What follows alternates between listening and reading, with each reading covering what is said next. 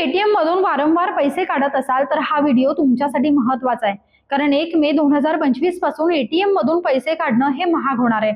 त्याचा थेट परिणाम ग्राहकांच्या खिशावर होईल. आरबीआयनं नॅशनल पेमेंट्स कॉर्पोरेशन ऑफ इंडियाच्या प्रस्तावाला मंजुरी दिलेली आहे.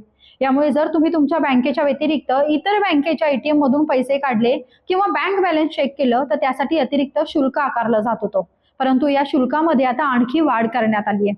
नेमकं किती शुल्क आकारलं जाणार आहे, आरबीआयचे नवीन नियम कोणते आहेत, हेच आपण ह्या व्हिडिओमध्ये पाहणार आहोत. नमस्कार, मी पूजा उजगरे आणि तुम्ही पाहताय जय महाराष्ट्र डिजिटल. तर 1 मे 2025 नंतर जर तुम्ही तुमच्या बँकेच्या व्यतिरिक्त इतर बँकेच्या एटीएम मधून पैसे काढले तर त्यासाठी आधी 17 रुपये मोजावे लागत होते. आता तुम्हाला ते 19 रुपये द्यावे लागणार आहेत. याशिवाय बँक बॅलन्स चेक करण्यासाठी आधी तुम्हाला 6 रुपये द्यावे लागत होते, आता तुम्हाला 7 रुपये द्यावे लागणार आहेत. आता प्रत्येक बँकेमध्ये जर तुम्ही इतर बँकेच्या एटीएमचा वापर करताय तर महिन्याला ट्रान्झॅक्शन मर्यादा असतात. आता सिटीज मध्ये ती ट्रान्झॅक्शन मर्यादा 5 वेळा आहे, तर नॉन मेट्रो सिटीज मध्ये ती महिन्याला 3 वेळा आहे. यामुळे जर तुम्ही तुमच्या मर्यादा ओलांडल्या ट्रान्झॅक्शनच्या, त्यानंतरच तुमच्याकडून हे अतिरिक्त शुल्क आकारलं जाणार आहे.